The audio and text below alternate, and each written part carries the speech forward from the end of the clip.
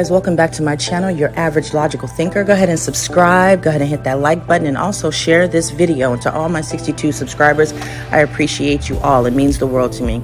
So back in 2021, I received a pandemic EBT card that had the word lunch on it. I was still active duty at the time, not quite retired, but my son was in school and we were going through the pandemic. I called the school. I said, hey, I got this EBT card. I don't know if this is a scam. Am I even allowed to have this? Because normally I don't qualify for food stamps.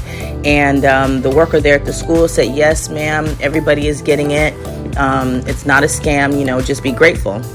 And I let her know, absolutely, I am extremely grateful for the opportunity to receive extra funds to feed my child.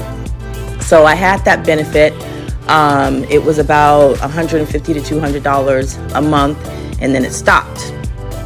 Then I went to check on it a couple months later, and there was a balance of over $800. So what I did was I thought of all the things that you could do with an EBT card. I was like, maybe I could sell some food stamps. I don't know. But then I thought, you know what? No, God blessed me with this money. Let me bless somebody else, because I was still active duty. As you know, we all get a stipend for food as well as housing. So I had everything that I needed plus more. So this adding on top of that was just an overabundance that I really just couldn't understand, but was appreciative nonetheless.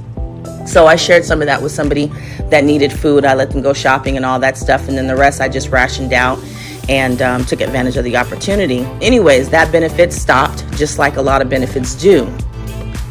Lo and behold, 2 weeks ago, I received another EBT card in the mail.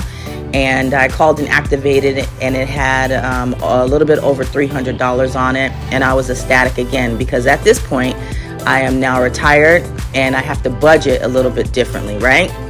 So getting this extra money is a help. Although I do budget for my monthly expenses, whenever you receive extra money, it's always an extra blessing. So anyways, I decided that with this extra $300 a month, that I would use it to shop for better quality food. I started shopping at Whole Foods, World Market, getting better produce. They have vegan options. Even the meat and the seafood is fresh. So if you're getting a pandemic relief, consider spending some of it on quality. Now, the reason I say this is because when you get accustomed to something that is of good quality, it's really hard to go back to what is mediocre. It's akin to dating someone who is amazing and it ends tragically, but nobody seems to measure up to them afterwards, right? It's the same with quality food. So when I was a kid, my mom worked full-time all the time, and she also volunteered within the community. So she was a busy woman. She became a single parent when I turned 10 years old, so she didn't have much time to cook, honestly.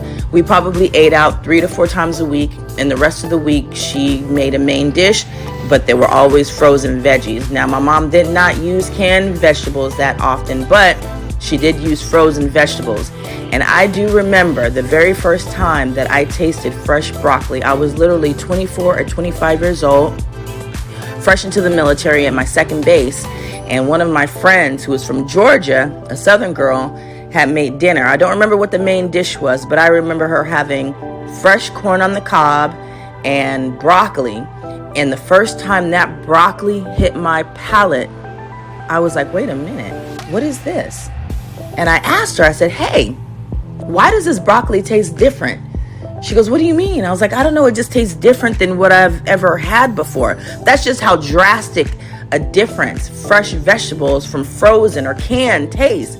And she said, I don't know, it's fresh vegetables.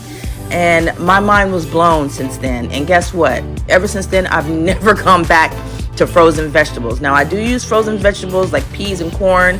I feed that to my kids sometimes when we have a busy day and I just want to get them something quick on the table, but I don't want to eat out, right? So I'm telling you this story to tell you that basically whenever you are introduced to something new and fresh and better, it programs your mind to always want that one thing.